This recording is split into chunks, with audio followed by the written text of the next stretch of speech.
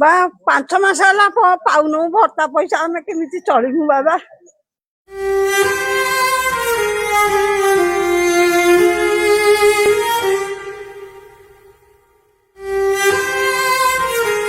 5 ମାସ ହୋଇଗଲା ଭତ୍ତା ଆଜି ପର୍ଯ୍ୟନ୍ତ ପାଇପାରୁନାହାନ୍ତି।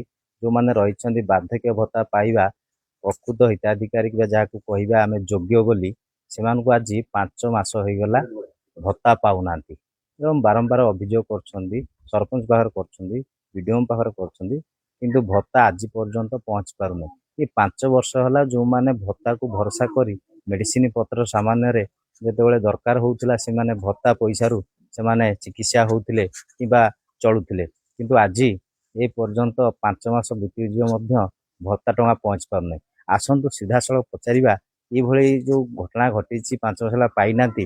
ମୁଁ ଆପଣଙ୍କୁ କହିବାକୁ ଚାହିଁବି, ଇଏ ହେଉଛି କୋରେଇ ବ୍ଲକ ଅନ୍ତର୍ଗତ ବନ୍ଦାଳ ପଞ୍ଚାୟତର ଯେଉଁ ରାଉତପଡ଼ା ଗ୍ରାମ ରହିଛି, ସେ ରାଉତପଡ଼ା ଗ୍ରାମର ଯେଉଁ ଅଛନ୍ତି ବାର୍ଦ୍ଧକ୍ୟ ଭତ୍ତା ପାଇବା ଯେଉଁ ବନ୍ଦ ହେଇଯାଇଛି 5 ମାସ ହେଲା, ତାଙ୍କ କତିରେ ଆସନ୍ତୁ ପ୍ରତିକ୍ରିୟା ନେବା କଣ କୋଉଭଳି ଭାବରେ ସେ ଅସୁବିଧାର ସମ୍ମୁଖୀନ ହେଉଛନ୍ତି।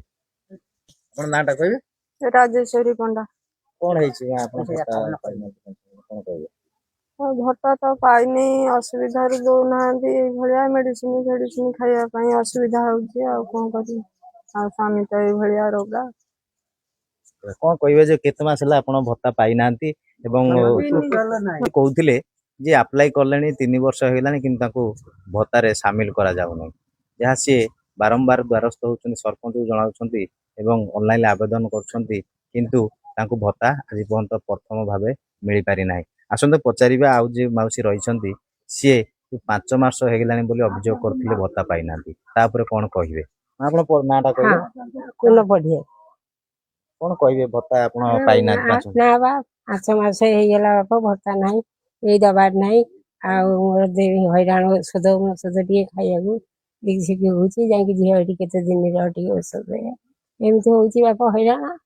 ଆଉ ଛୁଆ ତ ଦଉନାହାନ୍ତି ପଇସା ପଇସା ଏମିତି। ସରକାରକୁ କଣ କହିବେ ଯୋଉ ଭତ୍ତା ପଇସା ପାଇଲା ପରେ ଆପଣ ଯୋଉ ମେଡିସିନ ହଉ କି ସାମାନ୍ୟ ଯେତେବେଳେ ଦରକାରୀ ଜିନିଷ ଆପଣ ଆଣିପାରୁଥିଲେ, ସରକାରକୁ କଣ ଦାବି କରିବେ? କେତେ ଶୀଘ୍ର ଆପଣ ପାଖରେ ପହଞ୍ଚିବା ଦରକାର?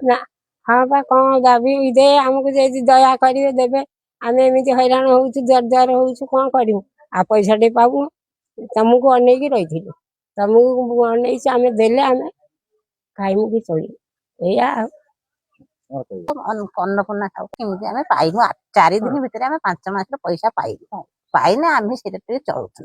ଆଉ ଏଇ ମୋହନବାଜି ଆଇଲା ଦିନକାର ଆମକୁ ବହୁତ ହଇରାଣ କରୁଛୁ। ଆମେ ପଇସା ଚିନ୍ତା ପାଇଲା ଦିନିକାରୁ ମୁଁ 35 ବର୍ଷ ହେଇଥିଲା ଟଙ୍କା ପାଇନି ବିଧବା ଭତ୍ତା, ବାଳୁତ ବିଧବା ଭତ୍ତା ପାଇନି। ଆଜି ମତେ ମୋର କିଛି ହଇରାଣ ହେଇଥିଲା, ଏଇଟା 5 ମାସ ହେଲା କଲ ବିକଲା ଏଠିକି ଯା ହେଠିକି ଯା, କୋଉଠି ତ କେହି ବୁଝୁନାହାନ୍ତି। ଆଉ ମୋର ବାଲ ବାପା, ମୁଁ ଏଇ 5 ମାସ ହେଲା ପାଇଥିଲି, ଆଉ 5 ମାସ ହେଲା ଦଉନାହାନ୍ତି। ଆଉ ଆଗରୁ ମୋର ପାଇନଥିଲି, ବୁଝିଲ। ଆଉ ଏଇ 5 ମାସ ହେଲା ବିଲକୁଲ ବାପା ଦଉନାହାନ୍ତି, ଆମେ କେମିତି ଚଳିମୁ? କିଏ ସ୍ୱାମୀ ତ ନାହିଁ, ଆଉ ଏ 8 ଦିନ ଭିତରେ ପଇସାଟେ ଦେନେ କେମିତି ଔଷଧ ପତ୍ର ଟିକେ ଖାଆନ୍ତୁ। ଆଉ କଣ କରିବୁ ବାପା? ଆପଣ ଦେଖୁଥିଲେ ବନ୍ଦାଳ ପଞ୍ଚାୟତ ରାଉତପଡ଼ାର ଯୋଉ ବାସିନ୍ଦା ରହିଛନ୍ତି, ଯୋଉ ମାଉସୀ ମାନେ ରହିଛନ୍ତି, ଯୋଉମାନଙ୍କର ବାର୍ଦ୍ଧକ୍ୟ ଭତ୍ତା ଆଜି ପର୍ଯ୍ୟନ୍ତ 5 ମାସ ହେଲା ପାଇ ପାରୁନାହାନ୍ତି। ଆପଣ ଦେଖୁଥିଲେ ଜଣେ ବିଧବା ମାଉସୀ ମଧ୍ୟ ଅଛନ୍ତି, ସେ 5 ମାସ ହେଇଗଲା ସେମାନେ ପାଇପାରୁନାହାନ୍ତି। ସେ ଦାବି କରୁଛନ୍ତି ଯଥା ଶୀଘ୍ର ୟାର କାହିଁକି ଅଟକା ଯାଇଛି ଭତ୍ତା ପଇସା, ତାର ତଦନ୍ତ କରି 8 ଦିନ ଭିତରେ ଯଦି ପ୍ରଦାନ କରାଯାନ୍ତା, ସେମାନେ ଅନେକ ଚିରପକୃତ ହୁଅନ୍ତେ। ଯାଜପୁର ଜିତୁ ବେହେରା, ନ୍ୟୁଜ୍ 19 ଓଡ଼ିଶା।